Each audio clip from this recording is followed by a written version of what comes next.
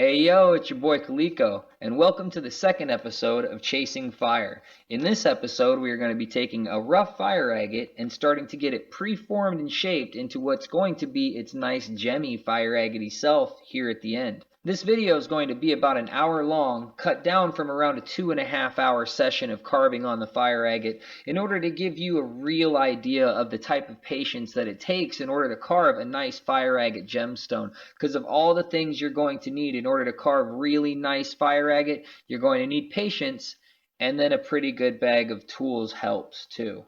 Speaking of tools, if you haven't seen episode 1, make sure you go and check that out, because that's pretty much a tool list of everything that you're going to need in order to carve agate the way I am in these next few episodes.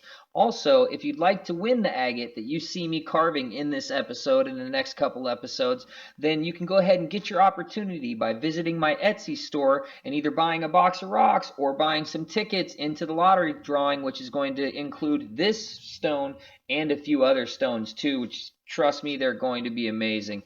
Really worth the opportunity. At least I think so. I do. So for this video, the stone I'm going to be working on right here is this fire agate. It's one I dug up out of Opal Hill Fire Agate Mine on video at some point. It's not really dry, showing a lot of color. I think it has a ton of potential just with the way it looks, and me knowing, you know, what I was pulling out of the ground. This looks like a good piece of fire agate, like it's going to have a great stone in it. Don't really know yet. First thing to do is get it wet. I have my safety gear here, which for this grinding that I'm going to be doing, you should really have your respirator and your safety goggles, because safety glasses, because the stone, these first couple grits I'm going to be using, it flies a lot of particles. It puts a lot of particles in the air. It throws a lot of stuff at your eyes. So you want to definitely make sure that you're covered and protected. So right off of the bat, I don't really see any color on top, but that doesn't mean anything to me. That doesn't mean there's not any color in the stone at all. What it means is I need to clean it up, and then we'll see what's really going on with it. So I'm going to start off by knocking off some of the edges on this stone with an 80 grit burr.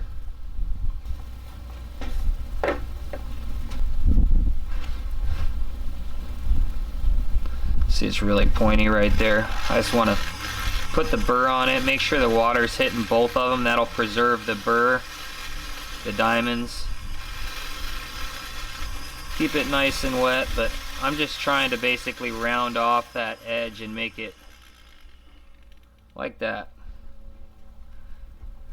And now what I'm going to do is I'm actually going to go around the edge of the stone real quick and just make sure that the whole stone doesn't have any sharp points on it that are going to snag me.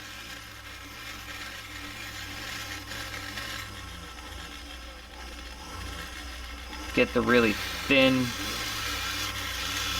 Whoop. I'm not using a lot of pressure. I am using some circular motions. Don't really want it flat, would rather have it a little bit rounded. But I'm not using any pressure, because the problem with using pressure is that you'll end up skipping off of the agate. You'll end up skipping off of the piece that you want to grind if you use a lot of pressure, and you'll end up hitting something that you don't want to. And that can end up costing you, really great color. You don't want to end up costing yourself any really great color. So to avoid that, you don't use a lot of pressure, because a lot of pressure is what makes you skip. At least that's what I call it.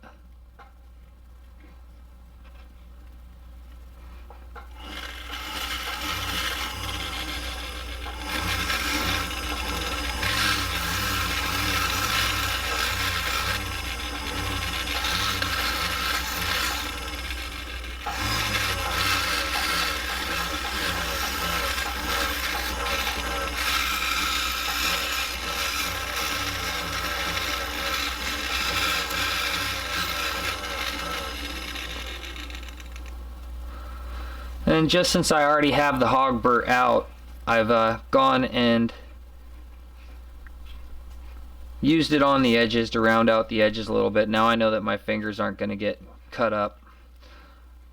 What I'm going to do is I'm going to go and I'm going to flatten out the bottom a little bit also real quick. Clean up some of the mud and dirt.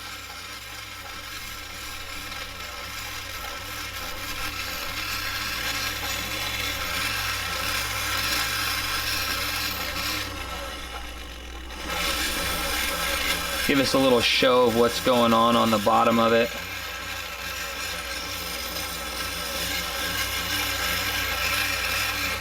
Once again, I'm not trying to use a bunch of pressure. I'm trying to use some circular motions, trying to get the agate to sort of shape itself right in this section, at least right now.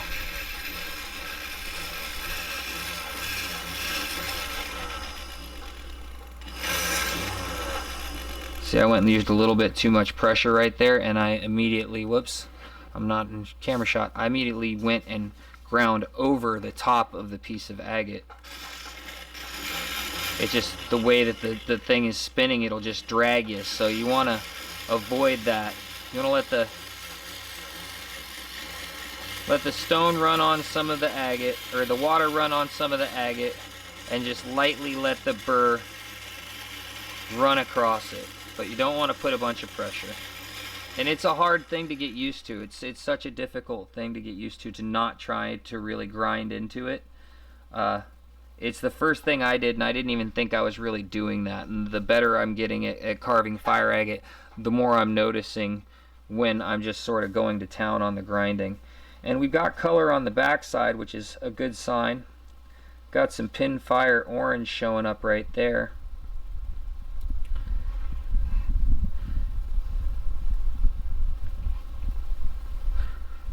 If I can digitally zoom this later, I will right there. A little bit of sharpness on this edge right here.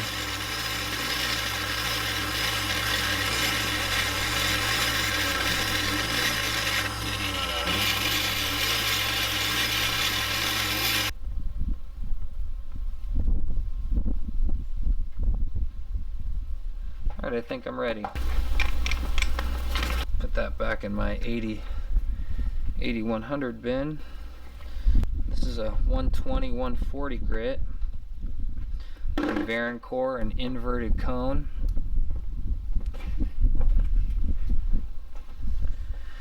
And I'm not trying to burn, whoops, I'm not trying to, I keep putting it this way because it's like where the water is, so I keep thinking of going that direction.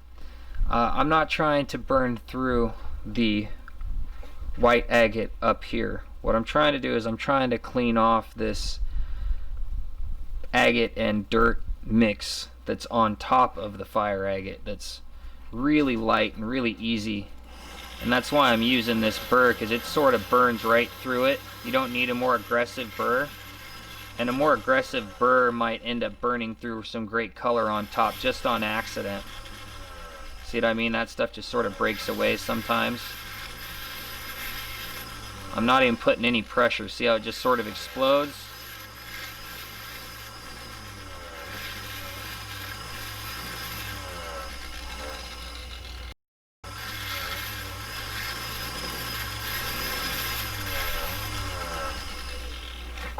Get a little bit more water running.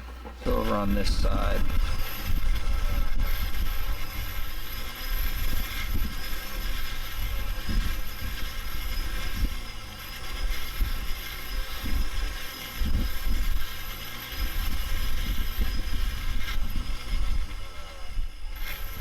When it hits something hard, if my burr hits something like super hard, I definitely try and back off, because the good agate itself is going to be harder than the stuff I'm going through right now.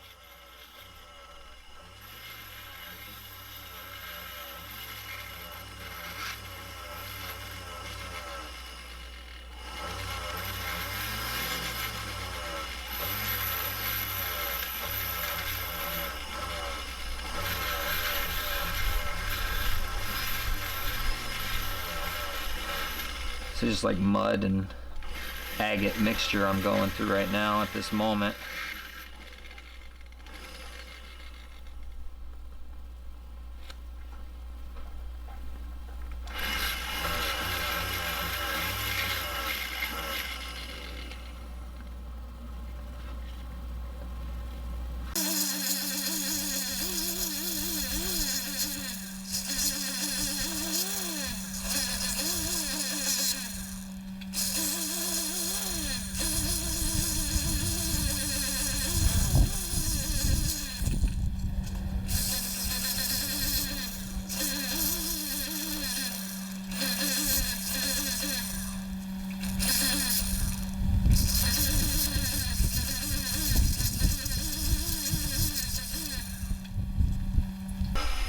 Trying to just follow the contours of the brown stone that I keep seeing appear. I see hints of green and orange here and there, but it's just the contours of the stone I'm trying to stick with and get rid of the stuff that'll easily flow away for me.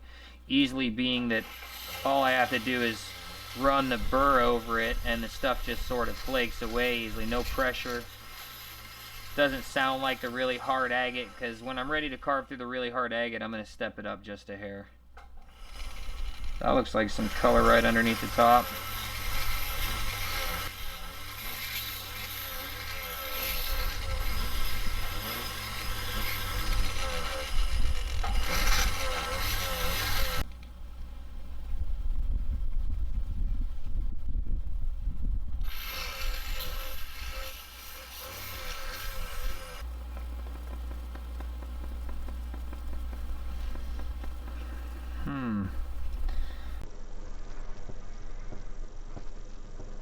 Really close.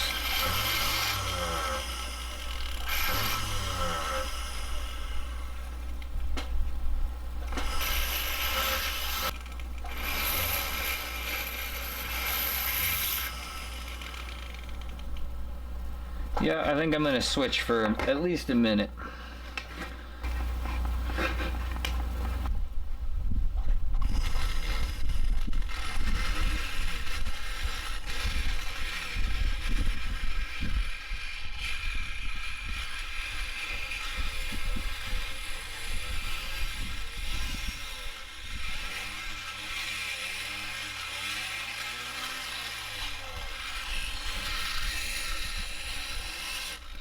Yeah, for this hogburr I definitely need to put my mask on, and I would advise you having a good respirator mask of some kind. Particulate mask, but I definitely suggest having one of these masks on when you're using something as aggressive as this on something like this, because it just particles fly all over the place.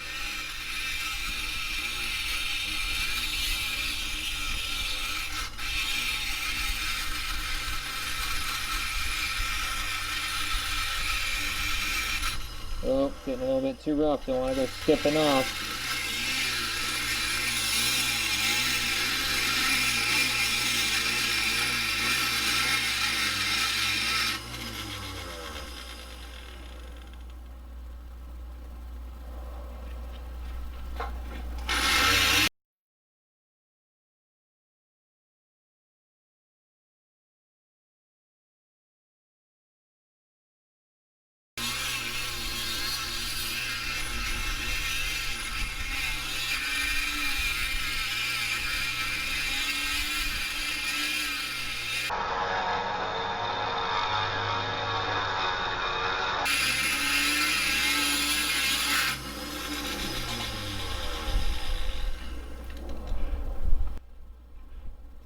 Got to be careful, those areas like that, they just sort of crack like an egg. Don't want to fall into the...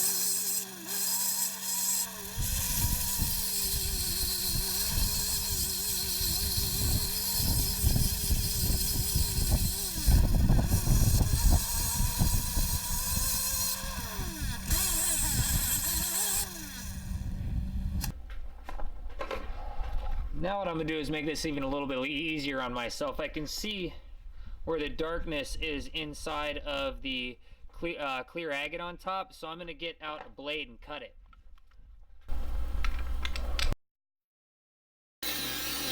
just using this cutting wheel to score some lines in the clear and white agate above where the dark agate with the color bars are, so that when I bring back my 80 grit carving burr, that some of the agate will break and fall away a bit easier than if I didn't score some lines. It's just a little trick to grind through some of the agate just a tad bit quicker, but it can be extremely dangerous in that if you're not careful with where you're using your cutting wheel, you can cut completely through color bars and ruin the stone. So if you use this method, be extremely careful with what you're doing, and make sure that you don't cut through any of the gem grade color bars.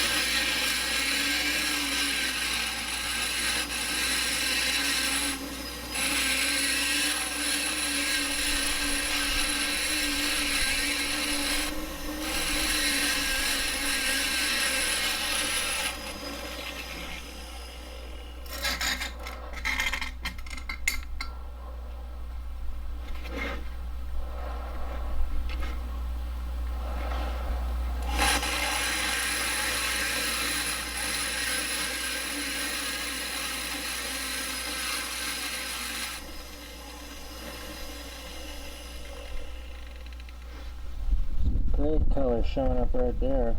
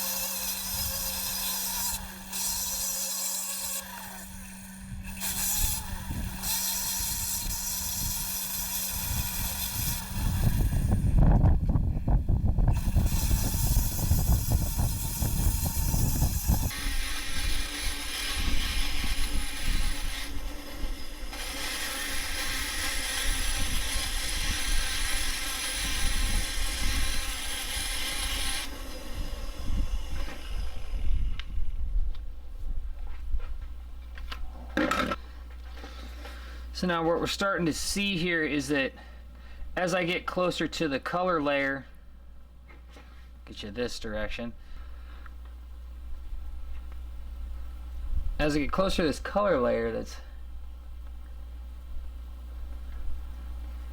that's right underneath the white and looks like a reddish brown cap, the agate between the two starts to like flake away like an eggshell. You can really see where the grinder marks are from the 80 grit and how the top skin is like flaking away, and I haven't really touched that.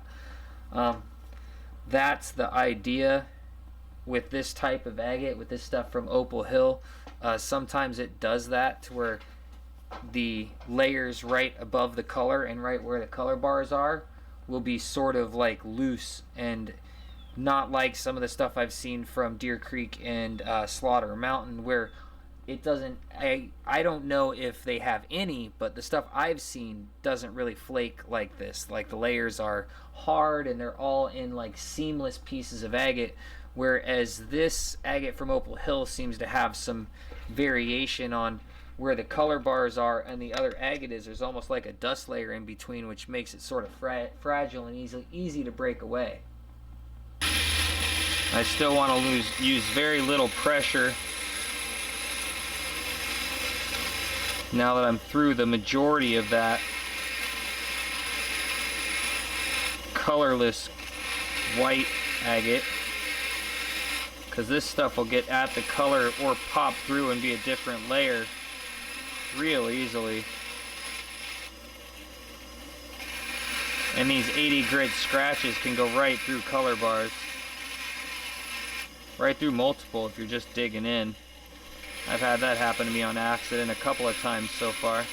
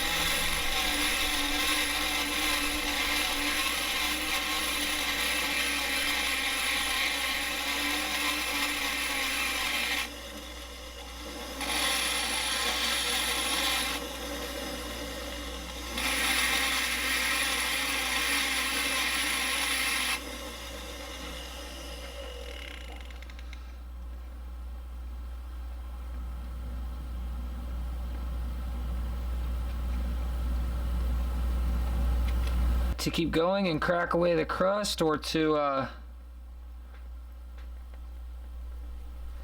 stop taking the risk and move down in danger of burr, start cleaning the whole thing is the question.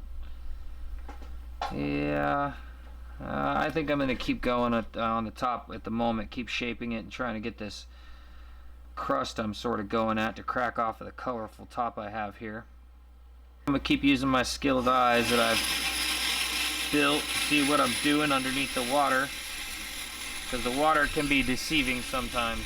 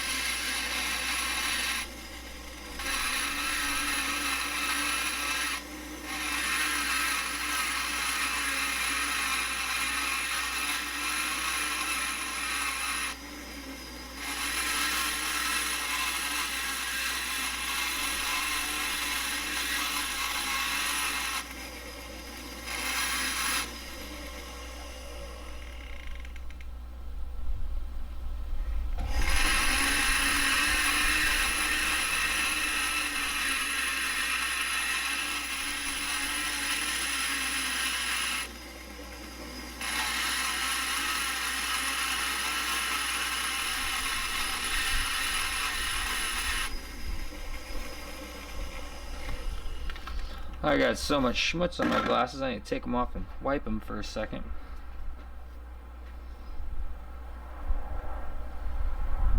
Definitely got some color showing underneath there. Might be time to change the bird just in case. There's some other areas I'd like to clean up. Before I do, I should go around the sides again.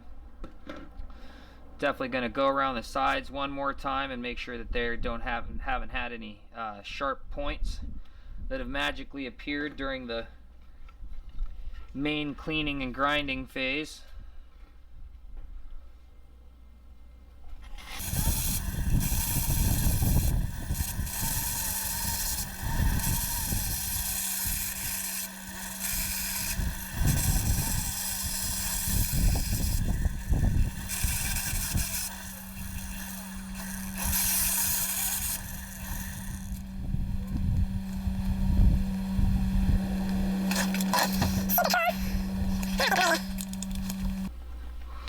Move on to something not quite so aggressive. Big 220 flame tip. This one is from Diamond Pacific.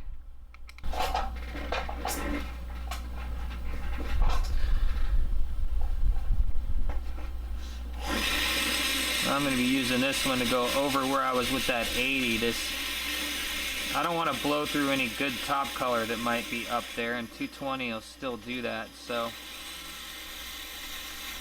I'm just using this to expose some more of that prime layer I'm close to. I'm kicking up so much stuff into my face, I need to put my mask back on.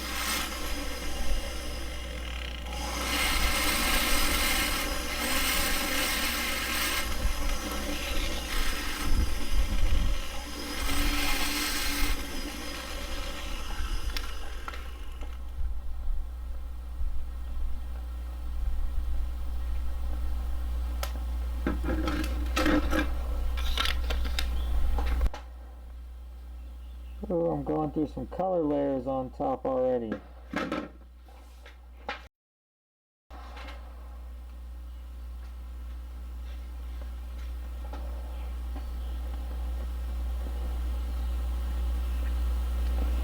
Definitely an orange and a green bar right there. Looks like I brushed through on the edge a little bit. Really thin. Oh, you can't hear me. Looks like I pushed through a couple of faint color bars on top already that were like in that crust area, like a light green and orange, and it's sort of crusting off like don't really like it crusting off like that, but sort of have to take what you can get. Some of the areas where the color won't be as predominant or as thick as others sometimes.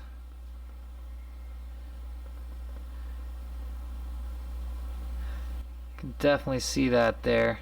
Not sure how good it's showing up in the camera. It's definitely a nice orange to my eye, orange with yellow, and then right there on camera it looks a little bit more brown.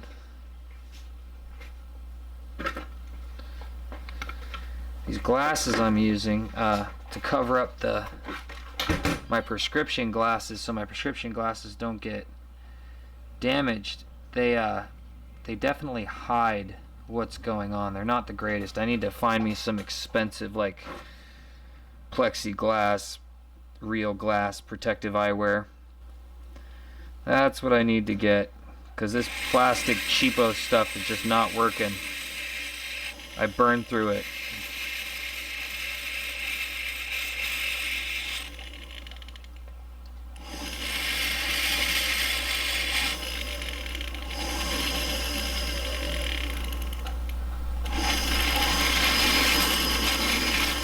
I use the inverted cone for that section. And for this section, I am just going to keep on with my 220 and polishing the proper shapes I see inside of the color. And yeah, having some color flake off and break away because it's just not that solid.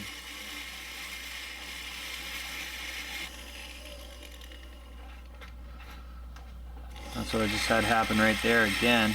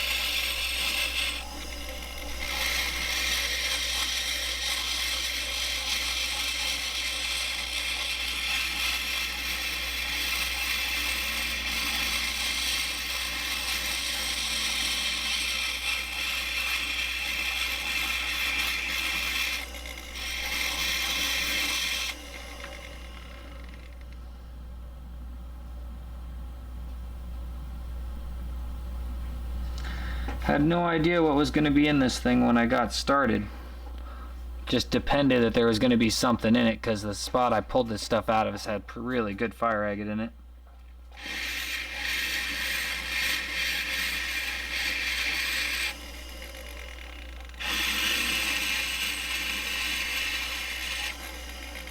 When you're digging it out of the ground, anything you dependent has color is really good fire agate. Because I tell you what, this stuff is hard to get out of the ground. Real hard. The ground is hard, the agate's hard, the work is hard, the conditions are hard.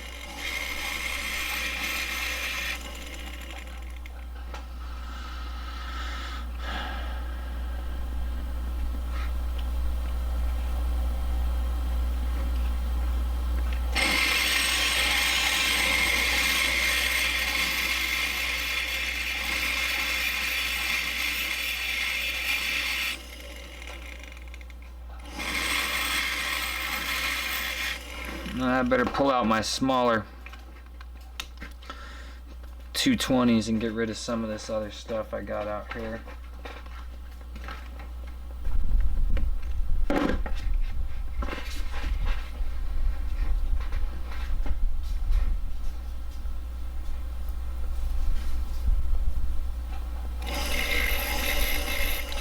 Want to use the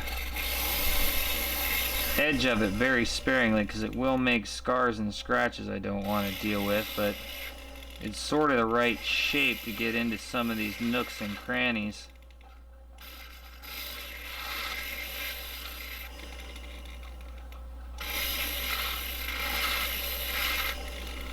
But it can work as a saw if you're not careful. Get it at the wrong angle.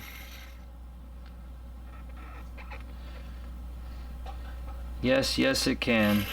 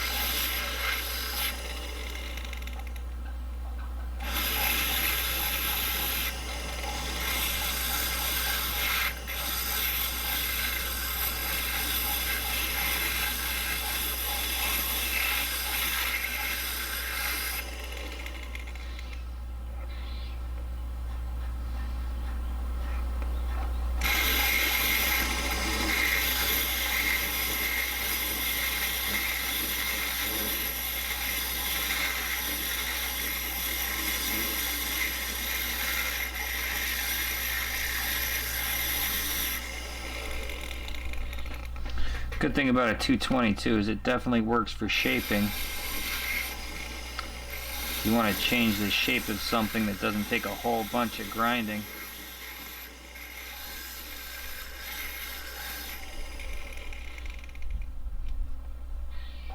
And this one I have right here is a Varencore 220 to 270.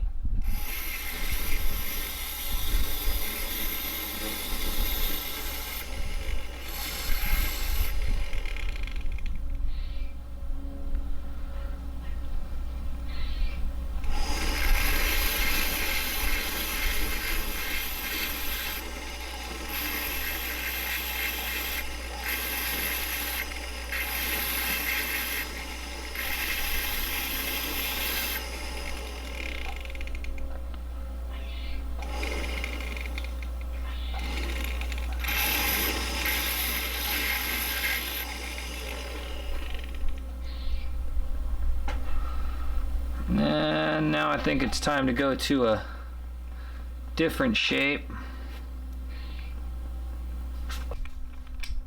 Going to this point right here. Now these you want to be very careful with because you do not want to ruin the burr. It's really easy to ruin this burr. All you need to do with this burr is just go digging in real hard, and that'll ruin the burr. And it'll make points in your carvings. This I want to use to get out the small sections I can't really touch yet. Little bits of white I have right there, just in a little area, so I'm moving the tip of it around in a little circular motion. I'm just trying to clean that spot. I can sort of see the line in between the color of where it's going, so now I'm just sort of going in it, creasing it that way, just rubbing that one spot I want to get out.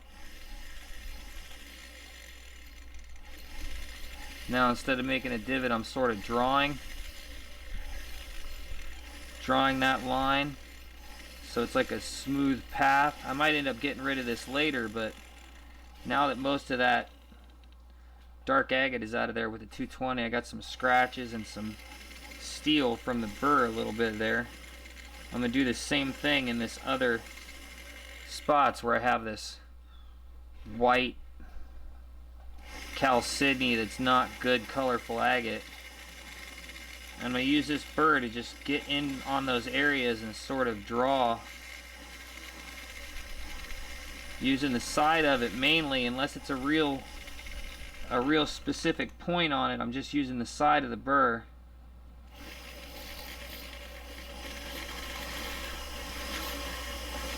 to draw the shape of the agate the way it should be, getting rid of that stuff that's not good colorful agate, which I can see the green coming out right underneath this.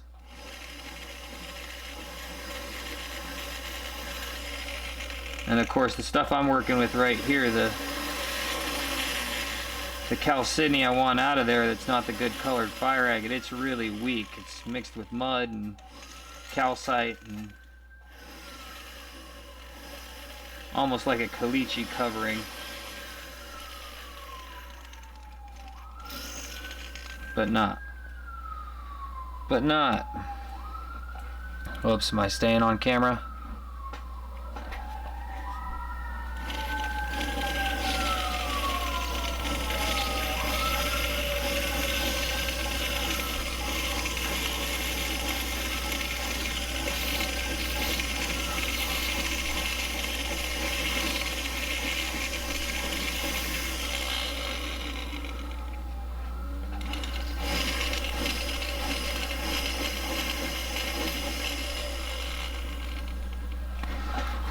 I'm gripping my tool too hard. I really need to learn to hold it softer.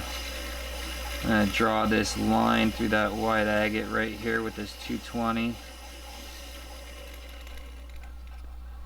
That little crease I have going.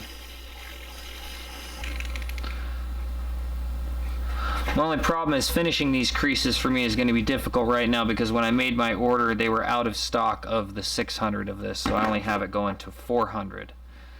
Which 600 is really what you want for the final pre-polish stage.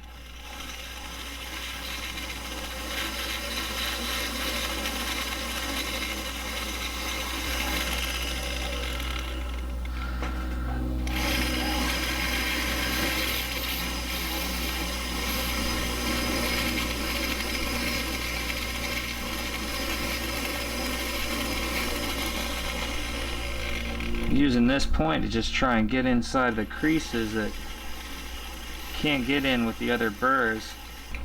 It's really what it's good for and why I don't want to wear it out on bigger areas.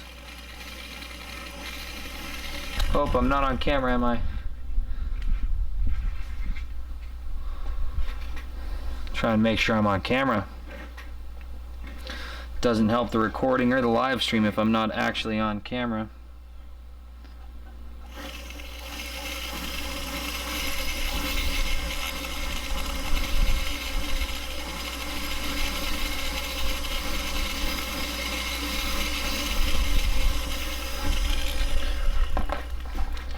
That's the 220 point. It's not quite doing what I need it to do right now, so I'm gonna switch the 220 out to the 120.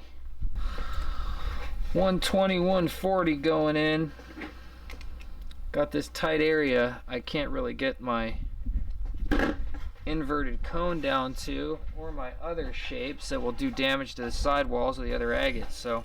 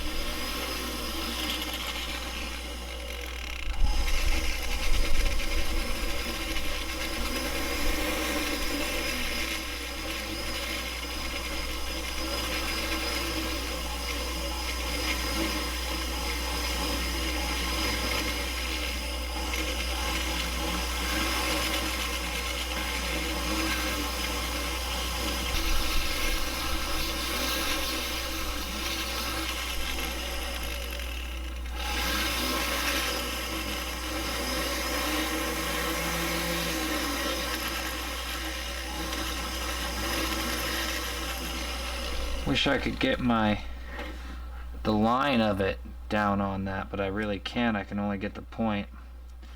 And I really don't want to just lose the point. But it's a big enough piece of agate.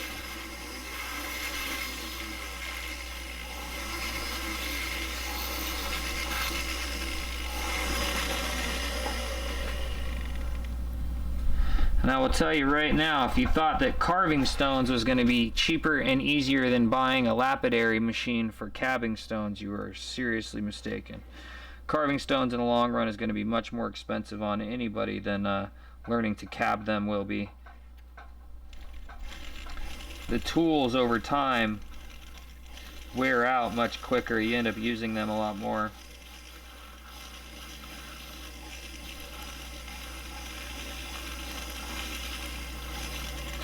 I think I'm going to see if I can get the flame tip down on that thing, because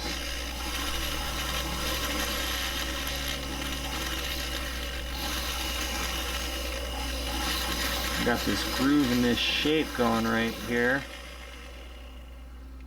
I'm thinking maybe I can put my inverted cone on that. And I'm actually starting to have the sun come in and ruin my day right now. It's ruining my lighting, if you can believe that.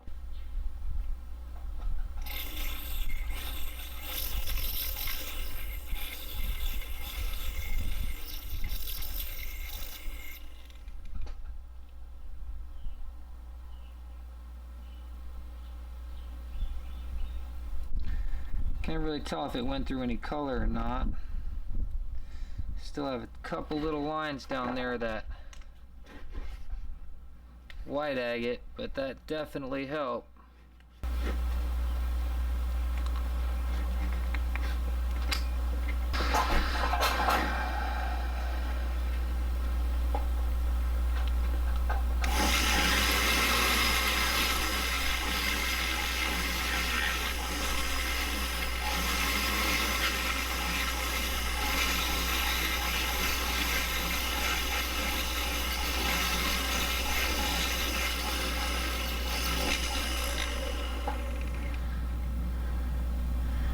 Yeah, now at this point I think that's nothing more to worry about than just making sure it gets tooled properly so it has a nice gloss going over it. Which I can do that with a different tool than this, but I want to get down into the crevice with this 220. The next time I get into it, it'll be closer to the end here, and I'll go with the 400 with this same shape.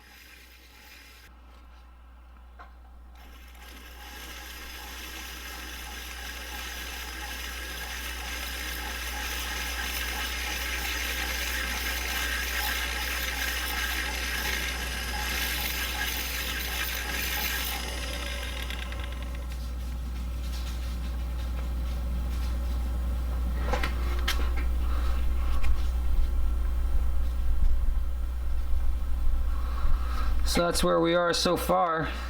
I want to dry it up and give it a look real quick so we can really see what the scratches and mars and stuff look like.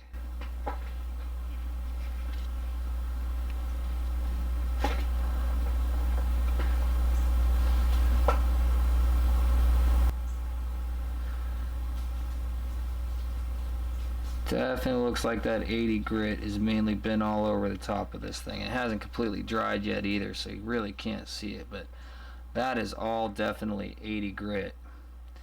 That for sure needs to be worked some more with the 200s or something. You need to start stepping down in grits. For sure want to let it dry in between before you move on to one major step of grinding or the other. You definitely want to let it dry completely so you can see what the stone's going to really look like, so you can tell, you know, 80, 100, did I get all the scratches out from the 80? And then you go up to 220, did I get all the scratches out from the 220? And so on and so forth. I got this sitting in the light because just a little bit of water completely changes how the stone looks.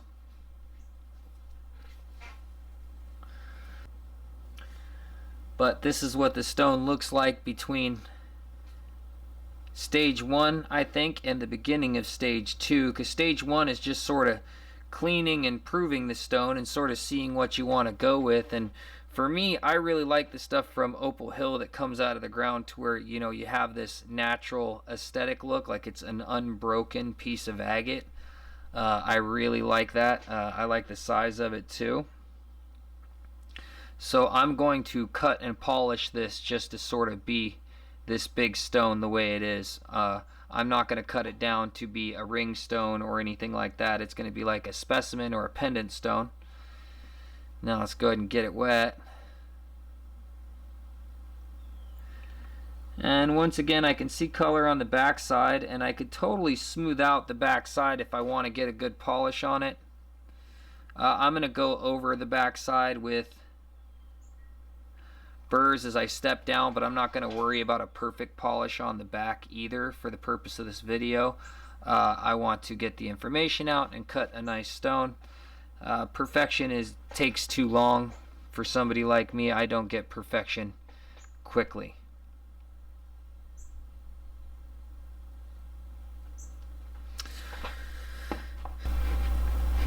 This one I got right here is a 325 400 to 400 from Varencore. Oh, I should dump my water bucket real fast.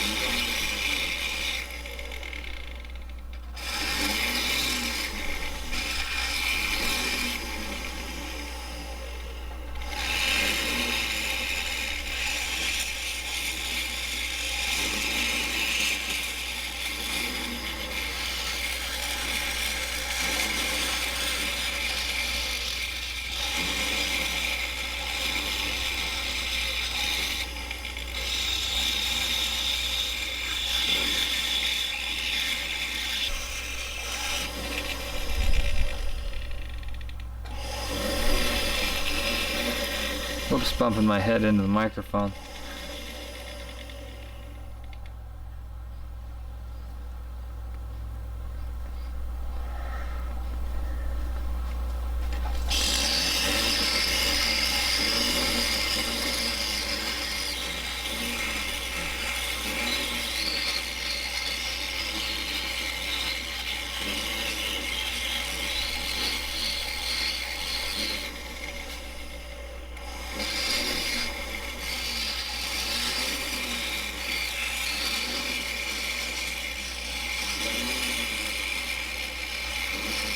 What happened with the camera?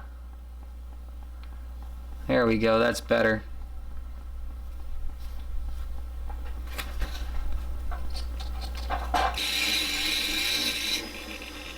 I've got such a good stone coming out of the back of this thing that I'm just going to keep on going and get this back shaped in and the beginning polish going on with it because I got so much fire coming out of it.